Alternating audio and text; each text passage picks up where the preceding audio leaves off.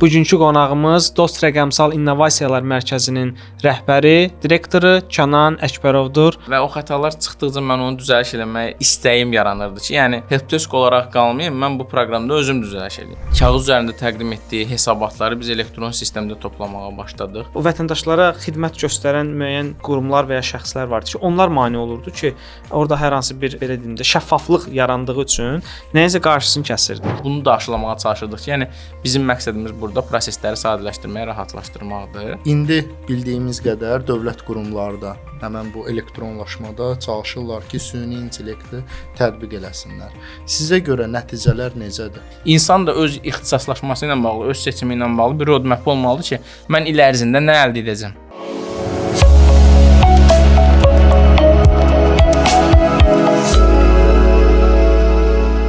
Salam hamıya, bugün IT Talks Azərbaycanın növbəti çəkilişidir. Bugünkü qonağımız Dost Rəqəmsal İnnovasiyalar Mərkəzinin rəhbəri, direktoru Kənan Əkbərovdur.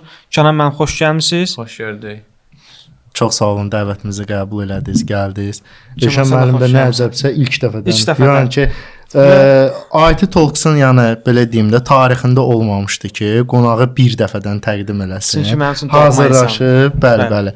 Yəni bu da bir yaddaşlarda belə qaldı. Və həmçinin izləyicilərimiz də bəlkə fikir. Mən xüsusi bir mövzu adı çəkmədim. Çünki mən düşünürəm ki, Kənan müəllimdən çox mövzu haqqında danışmaq olar. Bu gün fürsətdir. Onu bura gətirə bilmişiksə, dəvətimizi qəbul edibsə danışmaq lazımdır. Bəli. Ona görə heç vaxt itirmədən birinci Kənan, sən başda öz sualını ver. Öz belə deyim də sahəsindən sonra yavaş-yavaş danışmağa başlayarıq. Görürəm ki, enerji ilə boldur. Yəni hazırlaşıb bugünkü görüşə. Həm də ki, marafonda da iştirak edib sağ olsun. Marafondan birbaşa qaça-qaça gəlib bura. İndi buradan çıxıb yenə qaça-qaça qayıdacaq ora. Ümumiyyətlə ilk sualımız ondan ibarətdir ki, yəni bütün dövlət qurumları hal-hazırda elektronlaşmaya keçir də. Bəs Dost agentliyi elektronlaşma orada nə cür baş verir? Mən ümumi giriş verim ki, Dost Rəqəmsal İnnovasiyalar Mərkəzi təkcə Dost agentliyinin deyil, Əmək və Əhalinin Sosial Müdafiə Nazirliyinin tabeliyində olan bir neçə qurum var. Onların bütün fəaliyyət istiqamətinin elektronlaşmasına, daxili proseslərin elektronlaşmasına, vətəndaşlara göstərilən xidmətlərin elektronlaşdırılmasına, eləcə də informasiya təhlükəsizliyi, infrastruktur, texniki dəstək, digər istiqamətlərdə xidmət göstərir. Burada ümumi qeyd etsək, Nazirliyin rəqəmsallaşma prosesi başlayır təqribən 2000-ci illərdən. Burada ilk serverlərin alınması, şəbəkə infrastrukturunun qurulması tarixçədən danışanda çox uzun çəkir. Sadəcə olaraq mən maksimum qısa etməyə çalışacağam. Mənim yadımda olan budur ki, 2000-ci illərdə müxtəlif vendorlarla, partnyorlarla layihələr var idi və həmin layihələr çərçivəsində regionlarda ilk lokal şəbəkələrin qurulmasına başlandı və həmin arxitekturada nəzərdə tutulan o idi ki, hər rayonda özündə server olacaqdı, regional serverlər olacaqdı və mərkəzi serverlər olacaqdı və dataların rəqəmsallaşdıqdan sonra müxtəlif texnologiyalar, arxitektura vasitəsilə rayonlardan regiona, regiondan isə mərkəzə ötürülməsi nəzərdə tutulmuşdu və texnoloji həllər də bu istiqamətdə qurulmuşdu. Sadəcə olaraq müddət irəlilədikcə bu həllərin özünü doğrultmadığı gözləyir və texnologiya elə sürətli istifadə edir ki, biz bunu daha müasir həllərə keçirməliydik. Mən birinci kursda oxuyurdum, ikinci kursa keçməmişdən əvvəl idi. 2009-cu ildə bu proseslərə qoşuldum. 17 yaşım var idi o zaman. Helpdesk olaraq başlamışdım prosesə və bütün regionlarda, bütün rayonlarda olan avadanlıqlar, şəbəkə infrastrukturu, server otaqlarının quruluşu falan hamısıyla bir-bir yerində tanış olmuşdum. Həmin il ərzində mən bütün rayonlara ezam olmuşdum və rayonlarda bütün avadanlıqlarla, texnoloji infrastrukturla tanış olmuşdum. Daha sonra biznes proseslərinin də içərisində iştirak eləmişdim və orada proses belə idi ki, 2009-cu ildə bir dənə proqram təminatı hazırlanmışdı və proqram təminatı biz helpdesk olaraq hər regionda serverdə quraşdırırdıq. Serverdə quraşdıran zaman biznes tərəfdə olan, yəni əməkdaşlar proqramı test edəndə hansı xətalar çıxırdı və o xətalar çıxdıqca mən onu düzəliş eləmək istəyim yaranırdı ki, yəni helpdesk olaraq qalmayım, mən bu proqramda özüm düzəliş eləyim. Həmin dövrdə rəhbərimizə bildirəndə ki, olmazmı ki, biz bu proqramı özümüz düzəliş eləyək. Database olaraq da Microsoft SQL istifadə olunurdu. SQL tərəfdə və ya kod Delphi-də yazılmışdı həmin dövrdə, desktop application idi. və mənə kitablar verdilər ki, öyrənmək istəyirsən, al oxu, problem yoxdur. Və həmin dövrdə səhv xatırlamıramsa Delphi 7-nin türkcə bir kitabı var idi. Oradan oxumağa başlamışdım və Microsoft SQL oxumağa başlamışdım. Universitet dövründə də artıq birinci kursdan müxtəlif kitablar alaraq SQL-i müəyyən səviyyədə öyrənməyə başlamışdım. Eləcə biznes prosesləri filan öyrənməyə başladım və əvvəlki dövrümdə də mənim atam da Dövlət Sosial Müdafiə Fondunda işləmişdi və onun işi sırf sosial müdafiə istiqaməti ilə bağlı idi. Hələ orta məktəbdə oxuyan dövrümdə də mən onların Fox Pro-da proqramları var idi. Həmin proqramı istifadə etməyi öyrənmişdim. Eləcə də işləri o vaxtda hesabatlar var idi. Hesabat formalarının doldurulması, məcburi dövlət sosial sığorta haqqı hesabına verilən müavinətlərin hesablanması qaydası idi filan idi. Təqribən 6-cı 7-ci sinifdə oxuyanda mən bunları öyrənmişdim. Onların müxtəlif dəftərləri var idi. Həmin dəftərləri Excel-də yığaraq rəqəmsallaşdırmağa başlamışdım və o proseslərin içərisindən başlayaraq artıq biznes proseslərinin məntiqində öyrənmişdim. 2000 yəni Nazirliyin ümumi rəqəmsallaşması dediyim kimi, yəni server arxitekturası lokal sistemlər üzərindən nəzərdə tutulmuşdur. Regional və mərkəzi serverlərə ötürüləcəkdi. 2014-cü ildən bir qədər istiqamət dəyişdi. 2014-cü ildən artıq, daha doğrusu 2011-ci ildə inteqrasiya edilmiş sistemlər ərsəyə gətirməyə başladıq. 2011-ci ildə EGOV-un ilkin versiyası istifadəyə verilmişdi və həmin dövrdə artıq EGOV-a dövlət qurumları müxtəlif xidmətlərini qoşmağa başlamışdılar. Həmin dönəmdən başladıq biz sığorta olunanların identifikasiyasını həyata keçirirdik. Həmin vaxtı sərəncam imzalanmış dövlət informasiya sistemlərində fərdi identifikasiya nömrəsinin tətbiq edilməsi ilə bağlı və həmin dönəmdə biz idarəarası məlumat axtarış sisteminə, İAMAS, yəni şəxsiyyət vəsiqələrinin üzrə məlumatların toplandığı sistemə inteqrasiya etdik və artıq əlimizdə toplanmış məlumatları FIN-ə bağlamağa başladıq. O dönəmdən inteqrasiya işləri başladı. Artıq vətəndaşların kağız üzərində təqdim etdiyi hesabatları biz elektron sistemdə toplamağa başladıq. Həmin vaxta qədər idarələrimizin qabağında canlı növbələr olurdu. O vaxtı indiki kimi asan xidmətdə və ya dost mərkəzlərində olan və ya digər Kobiyada falan olan növbəli sistemləri falan yox idi. Yəni canlı növbə səhər tezdən dururdular, gəlib sıraya dururdular və hesabatları verməyə gözləyirdilər. Sarı blanklar var idi. A3 formatında səhv etmirəmsə blanklar idi. Onu doldurdular, gətirib təqdim edirdilər.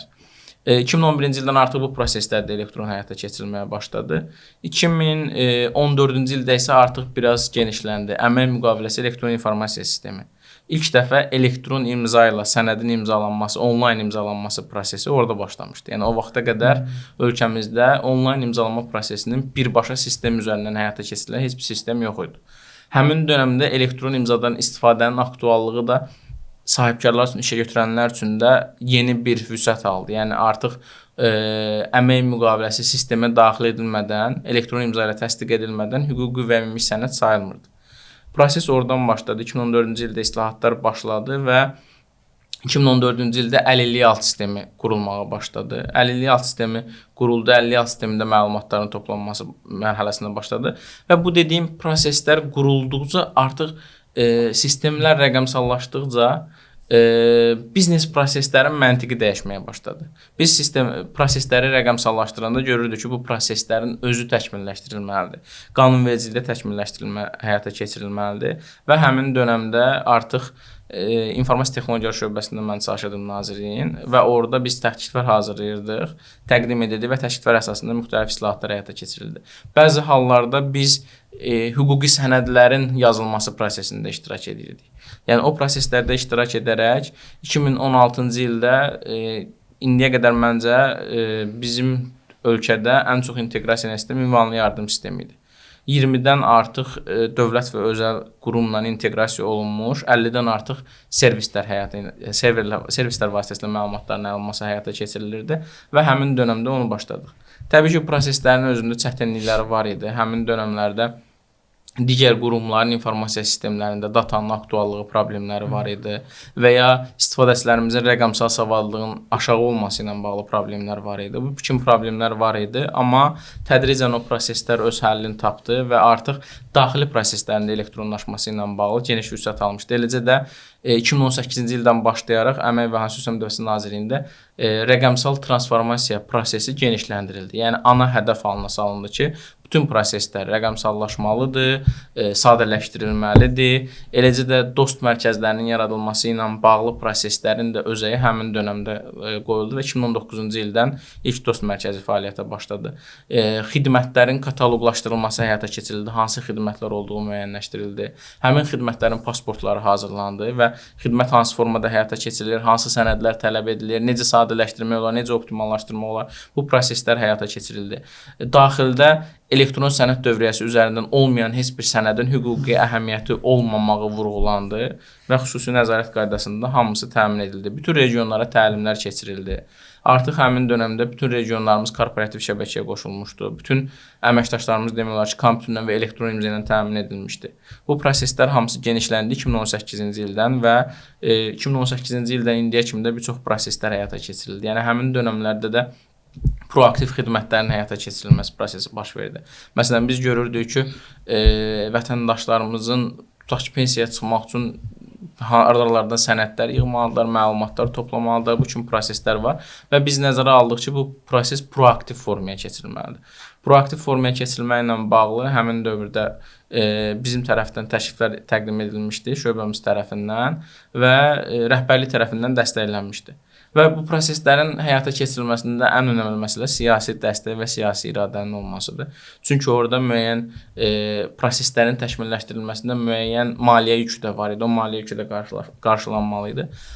Və bizə siyasi dəstək oldu, siyasi iradə göstərdi və biz həmin prosesləri proaktiv formaya gətirdik. Proaktiv formada məntiqi ondan ibarət idi ki, həm pensiya yaşına çatan şəxslərin pensiya yaşı tamam olduqda sistem özü aidiyyatı sistemlərdən məlumatları toplayırdı. Şəxsin qanunvericiliyə uyğun olaraq hüquqları müəyyənləşdirirdi, hesablamanı həyata keçirdi və vətəndaşa bildirirdi ki, sənə pensiya təyin olundu, pensiya məbləğin bu qədərdir. Kartınızı bankın filan filialından əldə edə bilərsiniz. Təbii ki, bu proseslər də get-gedə sadələşdirdi. Məsələn, 2019-cu ildə biz Dövlət Sosial Müdafiə Fondunda ödənişlərin mərkəzləşdirilməsini həyata keçirdik və Mərkəzi Maliyyə Mühasibat filialı yarandı və ödənişlər mərkəzləşmiş qaydada həyata keçirilməyə başladı. Bu prosesə qədər bizim pensiya bazalarımız avtonom idi, hər regionun özündə idi. Onu mərkəzləşdirmişdik və mərkəzdə toplanandan sonra bu proseslər həyata keçirilə bildi. Yəni onlar hamısı addım-addım keçdi. Sadəcə olaraq dediyim kimi, yəni bu prosesi danışmaq üçün bəlkə də saatlarla vaxt lazımdır. Məsələn, o Mərkəzi Maliyyə Mühasibat filialı yarandan sonra, mühasibatlıq mərkəzləşdiriləndən sonra proseslər xeyli optimallaşdırdı. Əvvəl 700-1000 nəfərlə həyata keçirilən proseslər artıq 60 nəfərlə, 40 nəfərlə, 80 nəfərlə bu formada həyata keçirilməyə başladı və əvvəl vətəndaşa biz bildirirdik ki, sən hansısa filiala yaxınlaşmalısan, filialdan kartını əldə etməlisən. Tədricən biz banklarla, hansı ki işlədiyimiz banklar var, onlarla API-lər üzərindən inteqrasiyaları həyata keçirdik və artıq vətəndaşa təyinat getdikdə birbaşa kart sifarişi ilə bağlı məlumatlar banka ötürülür və vətəndaşa biz bildirmirik ki, hansısa filiala yaxınlaşmalısan. Biz bildiririk ki, filan bankın istənilən filialına yaxınlaşaraq kartını əldə edə bilərsən. Adsız kartlara keçdik və artıq kartın çap olunması filan bu prosesləri də sadələşdirdik. Vətəndaş istənilən bizim əməkdaşlıq etdiyimiz banklardan istənilən birinin filialına yaxınlaşaraq kartını əldə edir, kart avtomatik hesabından bağlanır və bu prosesləri də sadələşdirdi. Əvvəl kimsə hansı rayonda qeydiyyatdaydısa, etibarnamə verməli idi, kimsə gedib onun kartını götürməli idi və ya özü getməli idi, kartı götürməli idi. Bu proseslər həll oldu. 2014-cü ildə biz iş yerindən arayışı elektronlaşdıranda, məsələn, vətəndaşlar əvvəl gedib hər biri işə götürəndən arayış almalı idi. İndi də bəzi hallarda səfirliklər üçün filan arayışlar tələb olunur, amma biz elektron arayış xidmətini istifadəyə verəndə, yəni əvvəlki dövrlərdə milyondan çox istifadəyə gəlib çıxırdı. Yəni vətəndaşların işin xeyli rahatlaşmışdı. Sonrakı proseslərin sadələşməsində, məsələn, digital asan finans əvvəlki adı ilə indi digital finans ortalığa çıxdı və banklarla inteqrasiyalar həyata keçirildi. Artıq MyGov-un təkmilləşdirilməsi ilə bu vətəndaşın öz razılığına gəldi çıxdı. Yəni belə deyək də, yəni texnologiya inkişaf elədikcə, qurumlararası rəqabət yarandıqca bu rəqəmsallaşma prosesində o özdə biznes prosesləri sadələşdirir və son nəticədə vətəndaşlarımız üçün, təkcə vətəndaşlarımız üçün deyil, eyni zamanda dövlət qurumlarımız üçün də faydalı həllər yaranmağa başlayır. Bu həm maliyyə cəhətdən, həm xidmətlərin optimallaşdırma cəhətdən, həm də idarə etmə cəhətdən həm vətəndaşlarımız üçün, həm də dövlət qurumlarımız üçün daha sərfəli olur. Allah, çox sağ olun ətraflı məlumat üçün Kənan müəllim. Prinsipcə bitdi mövzu. Durun gedin. So podkast bitdi. Belə bir şey deyim, Kənan müəllim, mən nəyi müşahidə elədim? Siz 2000-ci illərin əvvəl, belə də 2000-ci illərdən artıq işin içində olmusunuz və bu günə qədər də artıq ən aşağı pozisiyadan ən yuxarı pozisiya kimi, yəni öz sahənizdə gəlmisiniz də və o fərqi açıq-aşkar görə bilirsiniz. Mənə bir şey maraqlıdır ki, bu rəqəmsallaşma prosesində mən özüm də əvvəllər bir dövlət qurumunda çalışanda biz də rəqəmsallaşdıranda çoxlu maneələrlə üzləşirdik. Xüsusilə də inanırsınız bəlkə də vətəndaşlar yox, vətəndaşlara xidmət göstərən müəyyən qurumlar və ya şəxslər vardı ki, onlar mane olurdu ki, orada hər hansı bir belə deyim də şəffaflıq yarandığı üçün nəyinsə qarşısını kəsirdi. Bunlarla mənə çox maraqlıdır ki, necə mübarizə aparılırdı və hələ də aparılırmı? Ümumiyyətlə ikinci sualım da odur ki, hələ də rəqəmsallaşmayan hər hansı bir xidmət qalıbmı? Bu iki sualın cavabını çox istəyərdim. Birinci sualla bağlı deyim ki, bəli, yəni həmişə bir şey var. Yəni belə deyək də mindset formalaşmamışdı. Rəqəmsallaşma daxildə olan əməkdaşlara çox uzaq gəlirdi. Dəstəkləyənlər də var idi, qarşı çıxanlar da var idi. Hansısa maraqlar var idi. Və amma qarşı tərəfdən də, digər tərəfdən də dediyim kimi o siyasi iradə məsələsi var idi. Bu proseslərin həqiqətən şəffaflaşdırılması istənilirdi. Bu proseslərin rahat formada həyata keçirilməsi istənilirdi və optimal formada həyata keçirilməsi istənilirdi. Və dediyim kimi rəqəmsallaşma idarə etməni də rahatlaşdırır. Əvvəl bir məlumatı əldə etmək üçün elektron sistemlər yox idi. Kağız üzərində hərə bir hesabat verirdi. O hesabatlar gəlirdi, icmallaşdırılırdı. Yaxşı halda kimsə Excel bilirdi. Exceldə o məlumatları toplayırdı, icmallaşdırırdı. Və kiminsə bir məlumatı istəməsi, belə deyək də, tutaq ki, rəhbər məlumat istəyir, oradan düşür şöbə müdürünə, şöbə müdürü düşür regiona falan, belə addım-addım gedirdi. Məsələn, bizim nazir bilirəm ki, dashboardlardan açıb rəqəmlərə baxır, rəqəmlərlə tanış olur. Bir çox hallarda heç bizdən soruşmağına ehtiyac qalmır. Yəni proseslər bu qədər rahatlaşır. Bəli, yəni o qarşı gələnlər var idi, prosesi baltalamağa çalışanlar var idi.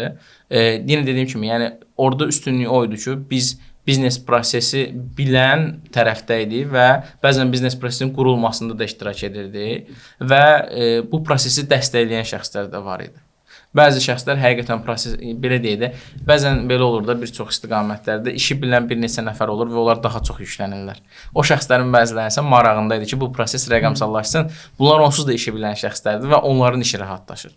Yəni bunu da aşılamağa çalışırdıq ki, yəni bizim məqsədimiz burada prosesləri sadələşdirməyə, rahatlaşdırmaqdır.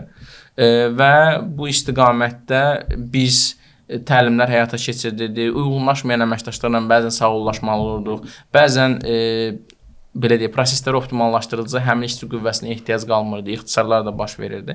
Yəni müxtəlif dönəmlərdə müxtəlif formada bunlar tənzimlənirdi. Amma ümumi götürdükdə bəzi xidmətlərlə bağlı vətəndaşlar və ya işə götürənlərdən də çox istək var idi ki, bu proseslər elektronlaşdırılsın. Mən niyə gedib növbədə durmalıyam? Məsələn, bu fikir var idi. Mən niyə görə, necə ki biz gənc deyəcəm, hələ ki gənc hesab edirəm özümüzü. Biz hansısa xidməti almaq istəyəndə istəyirik ki, mobil tətbiqləri rahatlıqla əldə edək. Məsələn, biz indi şəxsiyyət vəsiqəmizi almaq istəyəndə gedib asan xidmətdə yarım saat gözləyəndə artıq tədirgin oluruq ki, niyə bunu 5 dəqiqə almırıq ki, yarım saat alırıq. Halbuki daha əvvəllər canlı növbədə daha çox gözləyirdik, saatlarla gözləyə bilirdik. İndi gedib 10 dəqiqə, 15 dəqiqə ərzində biz xidməti alırıq, faydalanırıq. Yəni o belə deyək də rahatlığı gördükcə daha rahatını istəyirlər və o istəklər özü də bizi optimallaşdırmaya, xidmətləri sadələşdirməyə və rəqəmsallaşdırmağa məcbur edirdi. Digər tərəfdən bu iki dönəm olub. Biri 2015-ci ildən əvvəl bir xoş rəqabət yaranmışdı qurumlar arasında. Kim daha çox rəqəmsallaşacaq? Həmin dönəmdə bir çoxumuza məlumdur ki, Vergilər Nazirliyi, indiki Dövlət Vergi Xidməti rəqəmsallaşmada öndə olan qurumlardan biri idi və hamıya nümunə olaraq onlar çəkilirdi. Sonra biz rəqabətə başlamışdıq. Həmin dövrdə Rabitə və Yüksək Texnologiyalar Nazirliyi bir neçə dəfə adını dəyişdiyi üçün həmin dövrdə tam olaraq nə idi yadımda deyil. İndiki Rəqəmsal İnkişaf Nazirliyi idi, yəni Rəqəmsal İnkişaf və Nəqliyyat Nazirliyi. Orada EQOV-un qurulması, məlumat hesablama mərkəzində EQOV-un qurulması var idi. Orada artıq qurumlar bir maraq göstərirdilər ki, kim eqov üzərindən xidmət göstərəcək. Bəzi qurumlar da bəzən qısqanc yanaşırdılar ki, mənim xidmətim eqovdur yox, öz portalımdadır. Yəni bunlar hamısı illər ərzində həm qanunvericiliyin təkmilləşdirilməsi ilə, həm də o xoş rəqabətin yaranması ilə gəldi çıxdı bir vahid platformaya, inteqrasiyalar baş verdi və burada əsas önəmli məsələ inteqrasiyalardır. Yəni biz dövlət qurumu olaraq xidmətləri sadələşdirmək istəyiriksə, bizim üçün lazım olan sənədlərin elektron formada, yəni o sənədlərdə olan dataların elektron formada olması önəmlidir. Onlar olmayanda proseslər elektronlaşdırıla bilmir. Qarşı tərəfdə rəqəmsallaşmalıdır. Qarşı tərəfdə rəqəmsallaşmalıdır. Yəni bizə lazım olan xidmətlər rəqəmsallaşmalıdır. Elə buradan ikinci sualınızı kəsid etmək istəyirəm ki, bəzi xidmətlər var ki, onları rəqəmsallaşdırmaq ümumiyyətlə mümkün olmayacaq. Fiziki xidmətlərdir. Yəni bu belə deyək də, necə ki tibbdə biz bəzi xidmətlər var, həkimlə onlayn konsultasiya da əldə edə bilirik və ya psixoloqla onlayn formada danışa bilirik. Amma uzi olunmaq üçün hələ ki, yəni gələcəkdə texnologiya necə inkişaf edəcək bilmirəm, amma hələ ki radioloqa getməyə məcburiyyətindəyik, rentgen elətdirməkdən ötürü və ya uzi olunmaq üçün həkimə getməyə məcburiyyətindəyik. Yəni bu tipdə xidmətlər var ki, digər istiqamətlərdə də bunlar məcburi şəkildə elektronlaşmadan qalacaq. Amma bunun hansı hissəsi elektronlaşacaq? Bəli, növbəyə yazılıb gedib orada gözləmədən rahat vaxtında keçid edə bilərəm. Yəni bu prosesi və ya nəticəsini mən elektron formada əldə edə bilərəm. Yəni bu xidmətlər qismən elektronlaşdırıla biləcək və bəzi xidmətlərin elektronlaşmamağının səbəbi həmin o asılı olduğu qurumlarda elektronlaşma olmaması və ya datanın olmaması ilə bağlı problemlərdir. İndi hal-hazırda Rəqəmsal İnkişaf Nəqliyyat Nazirliyi onunla bağlı müxtəlif dövlət qurumlarından yol xəritələri müəyyənləşdirib və yol xəritələrində həmin istiqamətlərdə, məsələn, Əmək və Əhalinin Sosial Müdafiəsi Naziri olaraq biz hansısa xidmətləri daha rəqəmsal formaya gətirmək üçün nə çətinliklər çəkirik, onları bildirmişik və hansı qurumlardan asılılıqlarımız var, bunları bildirmişik və onların da rəqəmsallaşması ilə bağlı bir yol xəritələri müəyyənləşdirilib. Eləcə də rəqəmsal inkişaf konsepsiyası qəbul edilib və artıq nəzarət, təhlil, xidmətlərin qiymətləndirilməsi daha sistemli formada həyata keçiriləcək. Əvvəl müxtəlif dövrlərdə bunu asan xidmət fərqli formalarda tənzimləməyə çalışıldı. Dövlət xidmətlərinin reyestri var idi. Orada xidmətlərin təhlili, analizi aparılırdı. Amma artıq koordinasiya olunmuş formada və hüquqi bazası olmuş formada bu həyata keçiriləndə daha sistemli olacağını düşünürəm. Allah, gözəl. Əlavən yoxdur. İlk dəfədir ki, yəni Elşən müəllim yəni ki, yanır qulaq asır da. Təşəkkür edirəm ətraflı məlumat üçün Kənan müəllim. Bu günləri Elşən də yorğundur, marafondan qaçıb gəlib. Amma onu yormayaq bu günləri. Kənan müəllim, bugünkü gündə ən aktual mövzulardan biri süni intellektin tətbiqidir. İndi bildiyimiz qədər dövlət qurumlarda həmən bu elektronlaşmada çalışırlar ki, süni intellekti tətbiq eləsinlər. Sizə görə nəticələr necədir? Mən birinci gördüyüm problemlərdən birini danışım ki, mənim gördüyüm məsələlərdən biri bizdə hansısa bir dövrdə müəyyən məsələ trend olur və hamı o trendə qoşulmağa çalışır. Birinci problemimiz budur. Bizə bütün istiqamətlərdə süni intellekt həqiqətən lazımdırmı? Bu sual birinci ortalığa çıxır. Məsələn, biz özümüzdə təhlil etmişik müəyyən istiqamətləri, vətəndaş müraciətlərinin çox olduğu istiqamətlər var. Bizim call centrimizə il ərzində 1.6 milyondan çox zəng gəlir. Məsələn, bu istiqamətdə VoiceBot-un tətbiqi, vətəndaş zəng edib süni intellektlə əlaqə quraraq suallarını verib cavab almağa aktual ola bilər. Amma bəzi istiqamətlər var ki, onlarda yəni sırf süni intellekt tətbiq edəcəyi deyə etməyə ehtiyac yoxdur. Yəni bunun müəyyən qanuna uyğunluğu var, alqoritm işləyirsə buna ehtiyac yoxdur süni intellekt tətbiq etməyə. Bu proses onsuz da işləyir. Amma ümumi dəyərləndirdikdə ölkədə bilirsiniz ki, süni intellekt strategiyası təsdiq olunub və ona uyğun olaraq işlər həyata keçiriləcək. Problemlərimizdən biri süni intellekt sahəsində mühəndislərimizin, mütəxəssislərimizin sayının az olmasıdır və indi bu istiqamətdə müəyyən işlər aparılır. İkinci məsələmiz, bayaqdan biz danışırıq rəqəmsallaşma məsələsində dataların, yəni hər şey gəlir dataya dayanır. Data, yığılan, toplanan data nə qədər aktual, düzgün, dürüstsə, süni intellekt həlləri də o qədər düzgün, dəqiq çalışacaq. O datalarda problemlər varsa, yəni bunu hansı formada istifadə eləməyimizdən asılı olmayaraq düzgün çalışmayacaq və yenə də səhv qərarları gətirib çıxardacaq. Bilmirəm, bəzən yəni süni intellektlə bağlı səhv təcrübələr araşdıranda ChatGPT-yə falan sual verdikdə özü çıxardı təcrübəsini ki, məsələn, yadımda olan biri oydu ki, indiki X əvvəlki Twitterdə bir bot hazırlayıblar. cəmaət başlayıb söyüş öyrətməyə ona və başlayıb artıq söyüşlə danışmağa. Yəni bu tipdə öyrədiləcəksə, problem olacaqsa, ona görə daha çox problem yaşayacaq. İndi bir çox hallarda dövlət qurumları rəsmi perspektivdən yanaşdığına görə mümkün qədər məhdud çərçivədə, rəsmi çərçivədə bu prosesi həll etməyə başlayırlar. Hal-hazırda süni intellektlə bağlı həlləri olan qurumlardan biri Vətəndaşlar Xidmət Sosial İnnovasiyalar Agentliyi, Asan Xidmətdir. Səhv etmirəmsə bu il ərzində bir tədbir təşkil olunmuşdu. Orada süni intellekt həllərini tətbiq etmişdilər. Onlar VoiceBot-un da üzərində çalışırlar və bildiyim qədərilə yaxın zamanlarda artıq production mühitdə bu təqdim olunacaq. Əlavə olaraq bu yaxınlarda Ədliyyə Nazirliyi e-qanun.ai deyə bir həllini təqdim etdi və mən o həlli yoxladım. Yəni düzdür, bəzi ekspertlər yetəri qədər şey deyirdilər ki, fikirlər bildirirdilər ki, çətindir, nə bilim, istənilən formada deyil filan deyil, amma məncə suallarımızı ünvanlayıb qanunvericidən çıxarışı rahat almağımız üçün bir ilkin başlanğıcdır ən azından. Yəni bu da tədricən inkişaf edəcək. Bu başlanğıc üçün atılmış addımdır. Digər qurumlarda məlumatım yoxdur, amma çox güman ki, tibb və digər istiqamətlərdə də müəyyən həllər tətbiq olunacaq. Yəni bununla bağlı dünyada müxtəlif yanaşmalar, həllər mövcuddur. Bizim özümüzdə hal-hazırda production mühitdə çalışan əlillik istiqamətdə biz fraud hallar müəyyənləşdirirdik. Bizdə əlilliyin qiymətləndirməsi anonim formada həyata keçirilir. Amma bəzən görürdük ki, həkim rəylərində, tibbi rəylərdə adamın şəxsiyyətini müəyyən edən datalar və ya hansısa simvollarından məlumatlar, belə deyək də, rəyin içərisində gizlənilir. Bu halları dedekt eləməkdən ötürü fraud detection aləti yaratmışıq süni intellekt vasitəsilə. Ona bütün bazalarda olan adlardır, nə bilim, digər yanaşmalardır, xəstəxanaların adlarıdır filan da o dataları öyrətmişik ki, orada çıxa biləcək fraud hallarını müəyyənləşdirsin və onları anonimləşdirsin, ondan sonra həkimlərimizin qarşısına çıxartsın. Əlavə olaraq hal-hazırda əlilliyin qiymətləndirməsi prosesində belə idi ki, dediyim kimi, tibbi analizlər, tibbi rəylər, məlumatlar bizim həkim ekspertlərin qarşısına çıxırdı və onlar əlilliyin itirilməsi faizini müəyyənləşdirirdilər. Əlilliyin itirilməsi faizini müəyyənləşdirirdilər və yeşun qərarı verirdilər. Sonra komissiya şəklində bu qərar təsdiq olunurdu.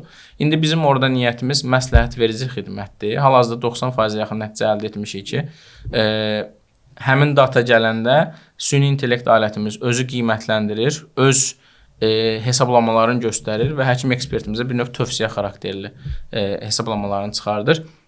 Biz bir neçə il yəqin ki, bunu məsləhət formasında işlədəcəyik. Daha sonra ola bilər ki, real mühitdə tətbiq edilsin. Digər istiqamətdə, yəni bizim hal-hazırda istifadə etdiyimiz sənəd dövrəsi ilə bağlı müəyyən süni intellekt həlləri üzərində çalışırıq. Burada həm sənəd daxil olduqda, tutaq ki, mən rəhbər olaraq dərkənar verirəm, yəni tapşırıq verirəm ki, bu sənədi kim icra eləsin, hansı formada icra eləsin, nə işlər görsün və indiyə qədər o formalaşmış təcrübədə mövcud olan qərarlar, tapşırıqlar var, dərkənarlar var və bizim süni intellekt alətimiz o prosesləri öyrənib və bundan sonra gələn sənədlərlə bağlı bizə yenə də məsləhət verici. Yəni mən hal-hazırda 100% əminlik ifadə edən hansısa bir şeydən danışa bilmərəm. Yəni sırf orada məsləhət verici xarakterdə tapşırıqların yönləndirilməsi və hal-hazırda üzərində çalışdığımız məsələlərdən biri də həmin sənədlərin cavablandırılmasıdır. Bizdən daha çox istənilən o sənədlərin cavablandırılmasından bağlı hazır cavabların formalaşdırılmasıdır. Onun üzərində çalışırıq, amma orada bir çox məsələlər var ki, məsələn, vətəndaş hansısa hüququnun olub-olmamağın və ya belə deyək də, mətn formasında yazır ki, mən filankəs oğlu və ya qızı, mən filan şey düşür, düşmür və ya mən filan hüququmdan istifadə edə bilərəm, edə bilmərəm. Burada o şəxsin identifikləşdirilməsi məsələsi var. O şəxsin hüquqlarının olub-olmadığının AI agentlər vasitəsilə müəyyən edilməsi var. Bunun da üzərində çalışırıq ki, bu istiqamətdə də ən azı bizim milli sənəd dövrəmizdə 1.5 milyonun üzərindədir. 10%, 20% belə azaltsaq bizim üçün yetəri qədər iş yükünün azaldılmasıdır. Yəni bunun da üzərində hal-hazırda çalışırıq. Məşğulluq, əlillik, reabilitasiya digər istiqamətlərdə planlarımız var. Məşğulluq istiqamətində fərdi məşğulluq proqramlarının tərtib olunmasıdır. Yəni hər hansı bir şəxsin iş tapmağında hansı istiqamətdə getməlidir, peşəsini müəyyənləşdirməkdə nə kimi kömək edə bilər və ya suallar verib peşə istiqamətində ona kömək etsin. Bununla bağlı dünyada həllər var, müxtəlif ölkələrdə həllər var. Biz də bəzilərini araşdırmışıq və həmin həllərə də baxmışıq. Onların da üzərindən müəyyən bilikləri öz təcrübəmizə əlavə etmək niyyətindəyik.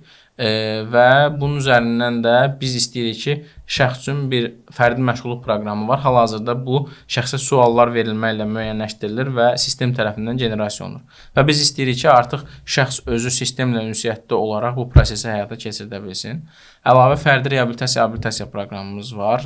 Şəxsin əlilliyi müəyyən edildikdə həmin şəxsin sosial tibbi adaptasiyasını həyata keçirmək üçün müxtəlif addımlar müəyyənləşdirilməlidir. Yəni bu şəxs bu xəstəliyin nəticəsində hansısa göstəricilərə görə əmək qabiliyyətini itirib və həmin şəxsin həm sosial, psixoloji, tibbi adaptasiyası məqsədi ilə, reabilitasiyası məqsədi ilə hansı addımlar atılmalıdır? Bunlar müəyyənləşdirilir və o sistemdə datalar bir müddət toplanmağa başlayır və bizim niyyətimiz odur ki, o məlumatlar bir müddət toplanandan sonra artıq o datalardan da hansısa süni intellekt aləti vasitəsilə məsləhət verici müəyyən həllər ortalığa çıxardıq. Bu istiqamətdə də işlərimiz var. Chatbot da əlavə edim ki, voicebot dedim, chatbot da, yəni chatbotu artıq pilot rejimdə istifadəyə vermişik. Bizdə biraz fərqlidir. Hamı bizdə birinci çalışır ki, mən bu aləti necə çaşdıra bilərəm, nə sual verim, maraqlı cavab alınsın filandır. Bilirsiniz, bu yaxınlarda türklər də bir həll istifadə edilmişdi. Türkiyədə Kumru idi, səhv etmirəmsə adı, bir həll istifadəyə verilmişdi. Maraqlı suallar verib, maraqlı cavablar əldə etmişdilər. Yəni ona oxşar suallar bəzən biz də görürük. Yəni biz özümüz monitorinq edirik ki, nə tipdə suallar verilir, nə cavablar alınır. Bəzən çox fərqli, individual, belə kreativ yanaşmaların şahidi oluruq. Onları da optimallaşdırmağa çalışırıq. Əla, möhtəşəm. Çox sağ olun ətraflı məlumat üçün. Mən düşünürəm ki, ümumiyyətlə bu sosial sahədə olan innovasiyalar haqqında biraz çox danışdıq. Mən biraz da belə deyim də bu işin fərdi tərəfinə toxunmaq istəyirəm. Çünki düzdür, mən sizi bir 10 ildir hardasa tanıyıram. Həmçinin Fərhad müəllimə də buradan salam.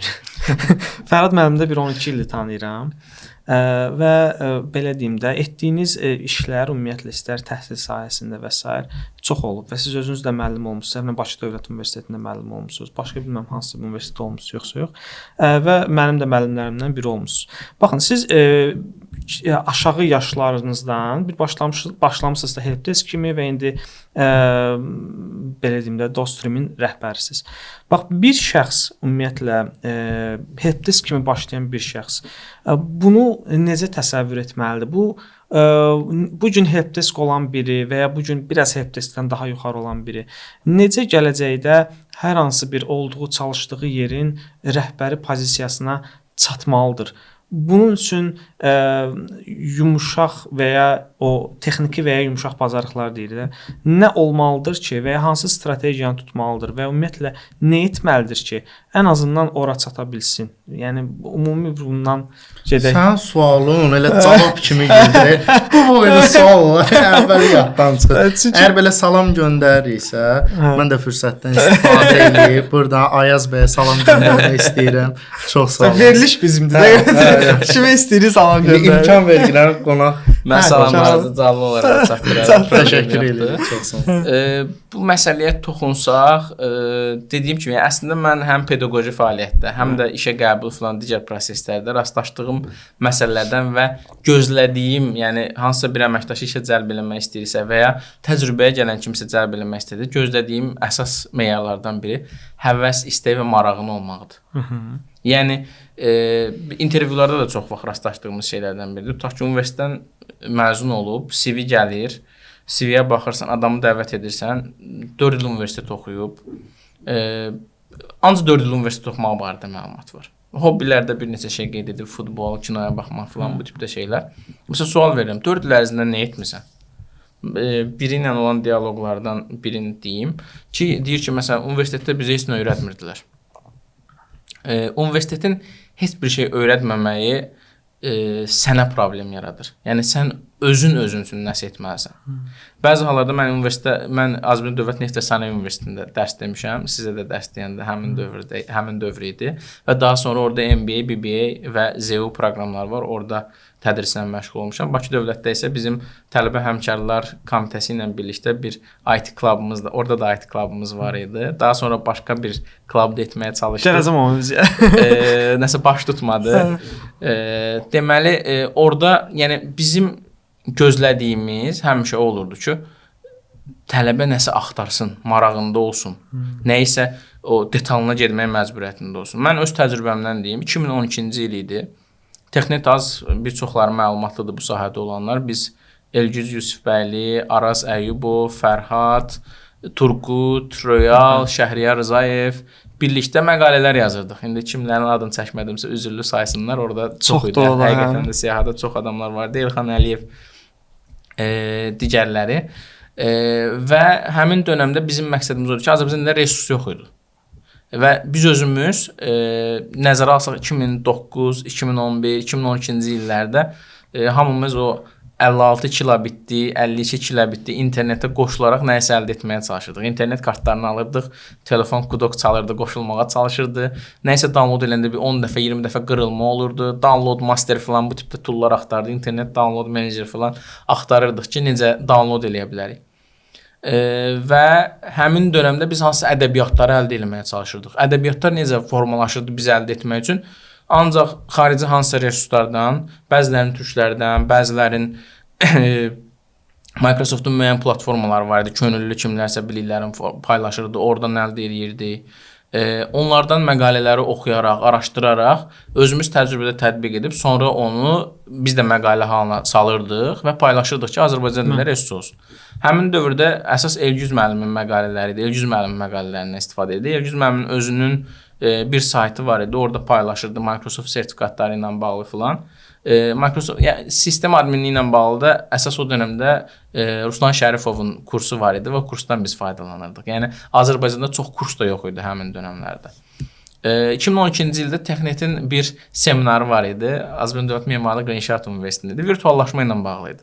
Elxan Əliyev və Elgiz Yusifbəyli aparırdı seminarı. Məsələn, mən öz təcrübəmdən deyim. Mən seminara qatıldım.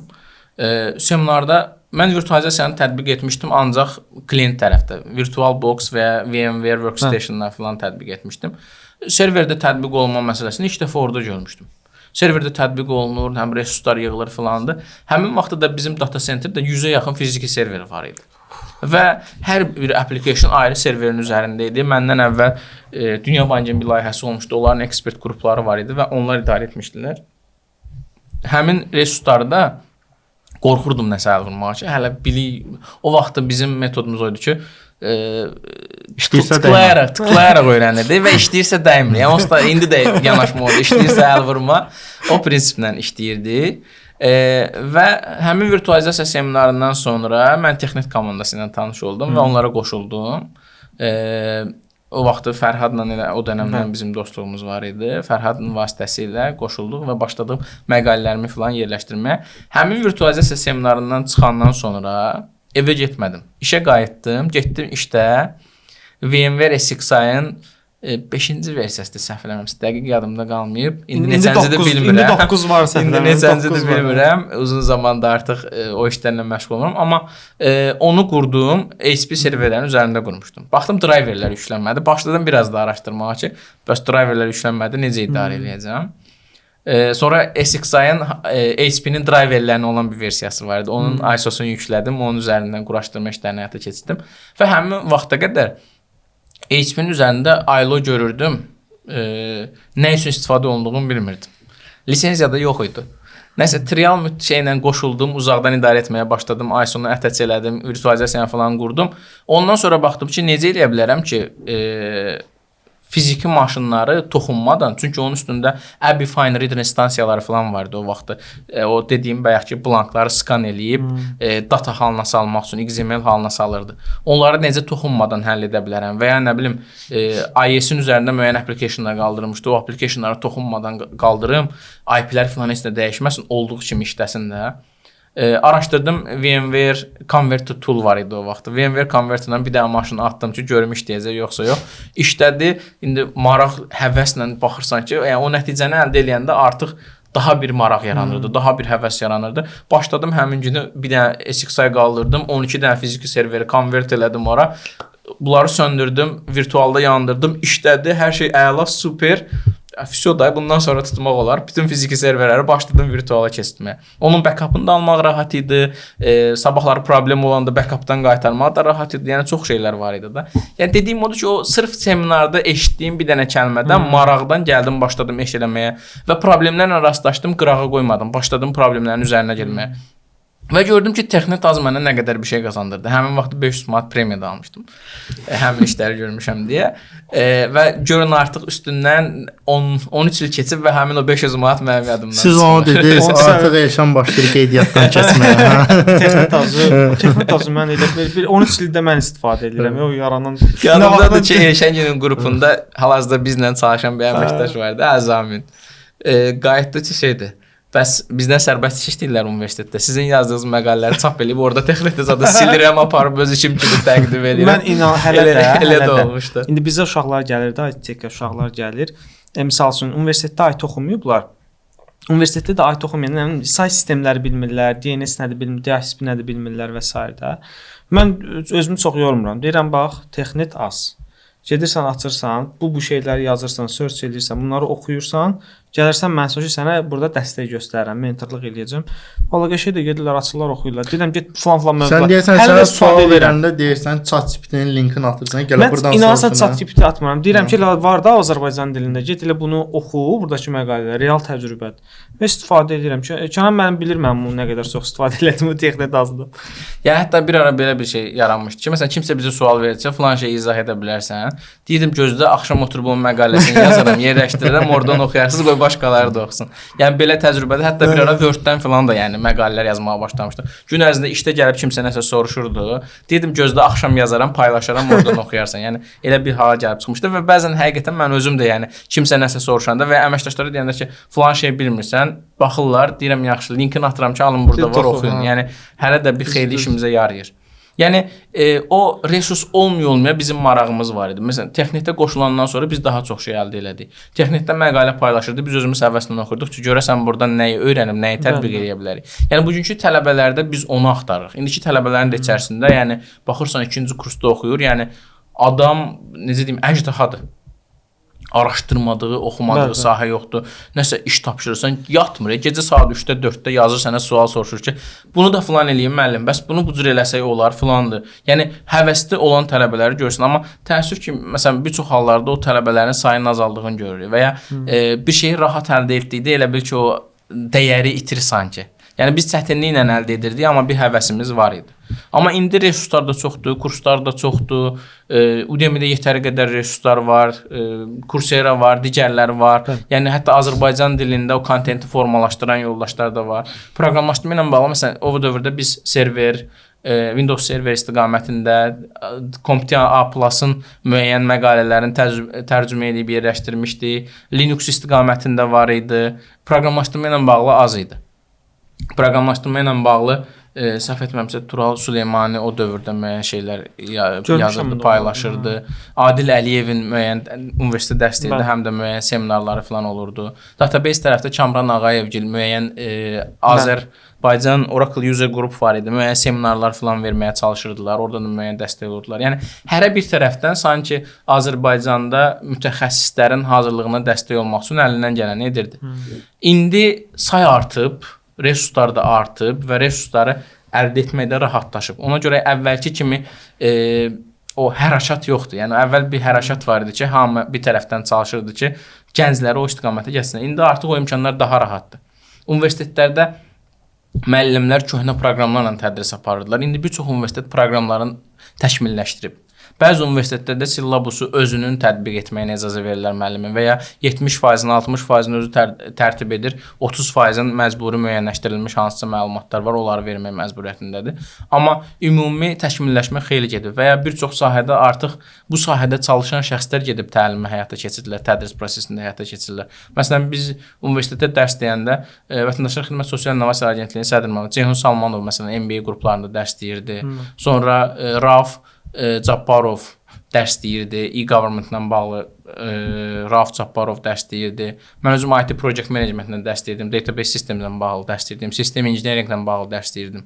Yəni bir çox istiqamətdə sahədə praktiki çalışan şəxslərin təlim keçdiyini, dərs keçdiyini görürük. İndi bu dəqiqə daha çox genişlənib. Universitetlərdə gənc təlimçilərimiz çoxdur, sahənin mütəxəssisləri çoxdur və həmin tələbələr artıq onlardan daha çox əldə etməyə çalışırlar, daha çox məlumat öyrənməyə çalışırlar və yeri gələndə həmin belə deyək də, bizim özümüz də dərs keçəndə, yəni açığı bir məqsədimiz öyrənmək, paylaşmaq idisə, ikinci məqsədimiz özümüz üçün kadr potensialı formalaşdırmaq idi. Bu günləri Rimdə mənim 30-a yaxın tələbəm çalışır. Bu Azi IT Club'dan da var, Azinin özündən olanlar da var. İndi Azi deyirəm, ənənəvi adı Azi olub deyə. Və ya Bakı Dövlətdən müəyyən uşaqlar var və ya digər kurs keçdiyimiz uşaqların içərisindən bəziləri var. Yəni bu günləri onlar məsələn kimisə axtaranda ağlımıza onlar gəlir. Düzdür, artıq onlar da təcrübə yığdıqca daha irəliləyirlər. Onlar da müəyyən bir yerlərə gəlib çatıblar sənin kimi. Amma indi yenə də məsələn bizim əməkdaşların bəziləri universitetdə dərs deyir. Biz keçən il və ondan əvvəlki il təcrübə proqramında olan uşaqlar vardı bizdə. Azərbaycan Dövlət Neft Sənaye Universitetinin BBA proqramlarının. Yəni onlar da yetərincə yüksək nəticə ilə universitetə qəbul olmuşdular. Onlar ikinci kursda oxuyanda mən onlarla prosta görüşmüşdüm. Mən özüm də universitetdən biraz uzaqlaşmışam deyə uşaqlarla görüşüb fikir mübadiləsi aparmaq istəyirdim və ya sabah qrupları ilə də bu görüşləri biz təşkil edirik. Onların içərisindən məsələn keçən il səhv etmirəmsə 10-a yaxını biz işə cəlb etdik. Super. Junior götürdük, yetişdirdik, təcrübə proqramında da bizdə olmuşlar və çox yaxşı çalışan əməkdaşlardır, öz üzərində işləyən əməkdaşlardır, özünü inkişaf elətdirən əməkdaşlardır. Tələbəçilik vaxtlarından da elə idi. Yəni bizim o müəllim işləyən əməkdaşlarımız universitetdən bizə yenə kadrları təmin edirlər. Bunun özü daimiliyi təmin edir və IT bazarında belədir ki, bir əməkdaş 2 il ərzində yetəri qədər formalaşır. Hər 6 aydan bir daha çox əmək haqqıya iddialı olur, daha çox inkişaf etmək istəyir. Bəziləri xarici bazara gedir, bəziləri daxili bazarda sistemləri dəyişmək istəyir. Öz üzərində öyrənib özünü inkişaf elətdirmək istəyir. Və bu baxımdan yəni əslində tələbələrin yetişməsi və inkişaf etməsi daha önəmlidir. Amma dediyim kimi bu günləri kifayət qədər resurslar var. Bu günləri LinkedIn-də istənilən birimizə yazanda biz qayıdıb o suallara cavab veririk. Həmin dövrdə bizim sual yaza biləcəyimiz adamların sayı parmaqla sayılacaq qədər idi. Və yazmaq da çətin idi. LinkedIn-dən düzəməldə istifadə edilmirdi. Facebookda və ya hardasa tapmağa çalışırdıq. Bir çox heç bəlkə də istifadə eləmirdi Facebookundan falan. Yəni belə məsələlər də var idi. Yəni o sual verəcəyimiz, cavab alacağımız hissələr əsasən o dediyimiz təşkil olunan tədbirlər idi. Əslində o sualın prinsipcə cavabını biz punkt saymasaq da belə bütün cümlələrin içərisində kim indi oradan hansı qeydi götürmək istəyirsə götürsün, istifadə eləsin. Yəni qısa desək, ümumi sistemli desək, birinci nə olmaq istəyirlər ona qərar verməlidirlər və həqiqətən həvəsləri maraq olan sahəyə yönəlməlidir. Həqiqətən o olmaq istəyirlər. Olmaq istəyirlərmi? Yəni olmaq istəyirsə onsuz da maraq göstərib hardansa axtarıb tapır. Yəni o belə deyək də zəhmətkeş olanları daha çox dəyərləndirir. Nəinki oturub gözləyib kimsə nəsə öyrədəcək. Yəni heç kim gətirib hazır bilgini bizim beynimizin içinə qoymur. Əziyyət çəkmək, zəhmət çəkmək və təcrübədən keçirtmək lazımdır nələrsə. Yəni yoxlamaq lazımdır. Sual verəndə ki, mən şərait olmayıb mən bunu yoxlamamışam. Yəni biz necə yoxluyorduk? Virtual box'a yazırdıq, VMware yazırdıq. Mən öz notebookumu bir gün ərzində 5 dəfə format elədiyim olub. Yəni indi məqalə ilə bağlı danışdıq. Bu yaxınlarda bu söhbət də təkrar olmuşdu. Həmişə deyirəm ki, nəsə oxuyuruqsa axıra qədər oxuyub sonra təcrübədə keçirmək lazımdır. Bunu niyə deyirəm? 2011-ci il idi səhv eləmirəmsə, bir yerdə bizə belə bir tələb gəldi ki, bəs domain sistemi yoxdur. Necə eləyə bilərsiniz ki, ancaq icazə verən applicationlar işləsin, qalanları işləməsin. Mən də həmin vaxt araşdırdım internetdə. Windows Register'də Regedit-lə daxil oldum, oxudum ki, bəs burada şeylər var, müəyyən elementlər, obyektlər əlavə edib, bu obyektlərlə akses verə bilirsən ki, klientin özündə restartdan sonra hansı applicationlar işləsin, hansı işləməsin. Mən də məqaləni oxuyuram ki, bəs Regedit-ə girirsən, burada filan şey edirsən, buradan blok qoyursan, davam eləmirəm də. Oxudum, restart edirsən, restart elədim, açıldı, indi Regedit-ə girmək istəyirəm, Regedit-ə girə bilmirəm. Sonra oxuyuram məqaləni davam ki, bəs Regedit-in özünü exclude eləmək lazımdır ki, sonra girib burada prosesi davam edə bilərsiniz. Kompüteri format eləməyə məcburiyyətində qalmışdım. Yəni belə təcrübələr də olurdu ki, axıra qədər oxumadan elə ardıcıl oxuyurduq, davam edirdik, belə təcrübələrdir. Ona görə yəni bir nə istədiyimizi bilməliyik, həqiqətən həmin sahədə getmək istəyirik. Məsələn, bəzən olur ki, universiteti bitirəndən sonra deyir ki, mən başqa sahəyə yönəlmək istəyirəm. Tamam, onda yəni universiteti oxumaq məcbur. İndi ən azından valideynlərin bir çoxu peşə seçimində övladlarına qarışmır və ya tövsiyə ala biləcəkləri bir çox yerlər var, Bəli. bir çox istiqamətlər var, bir çox şəxslər var.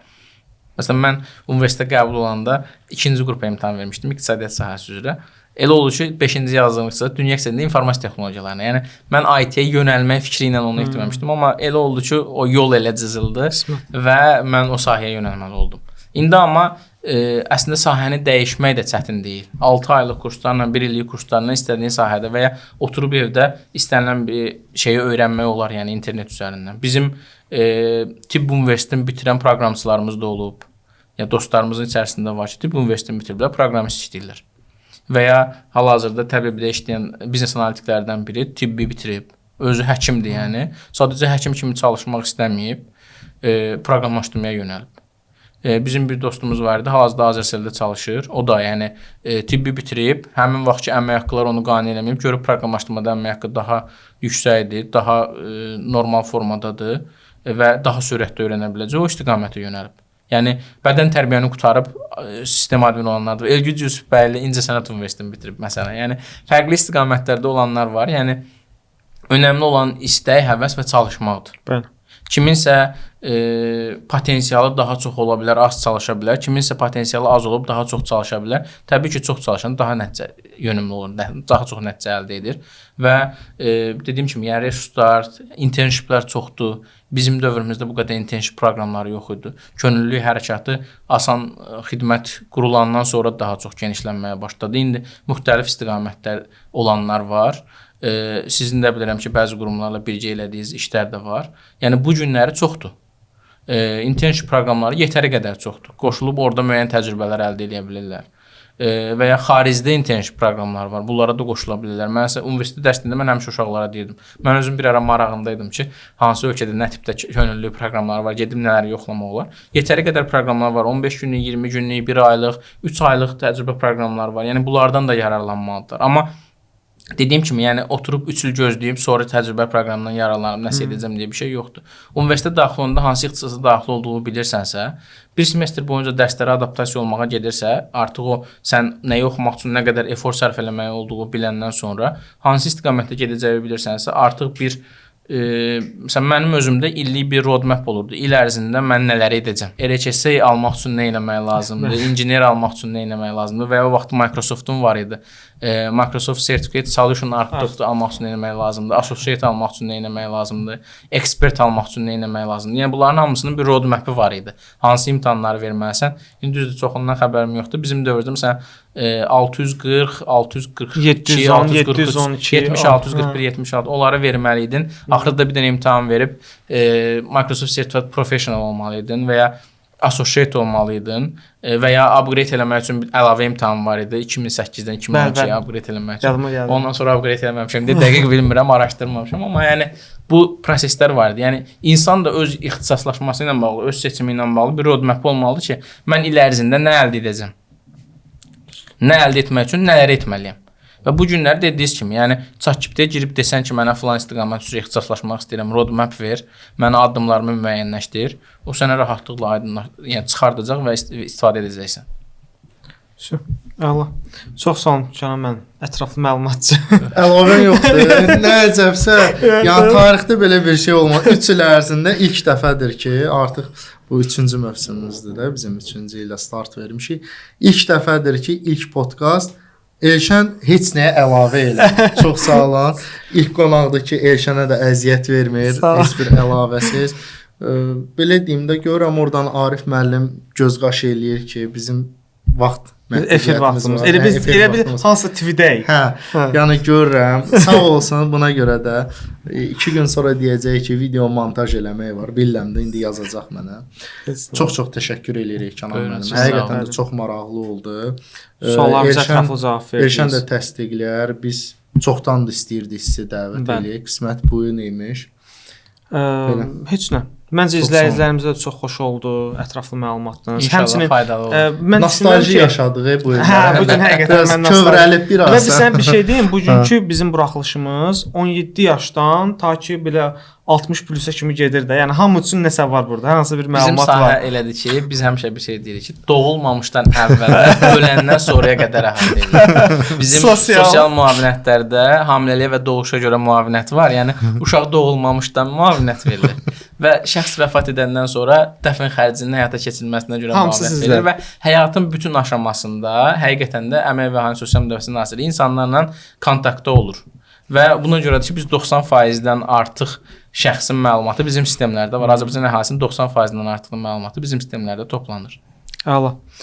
Qabaq biz ancaq belə deyirdik ki, gəncləri nəzərə aldı. Amma indi hamı nəzərə aldı. İndi isə Kənan müəllim hər kəsi nəzərə aldı, sağ olsun. Qonağımız Dost Rəqəmsal İnnovasiyalar Mərkəzinin rəhbəri Kənan Əkbərov idi. Bizi izləməyi, bizə baxmağı, abunə olmağı unutmayın və sonda olan o möhtəşəm sözümüz öyrənin. Öyrədin. Bilik paylaşdıqca artan sərvətdir.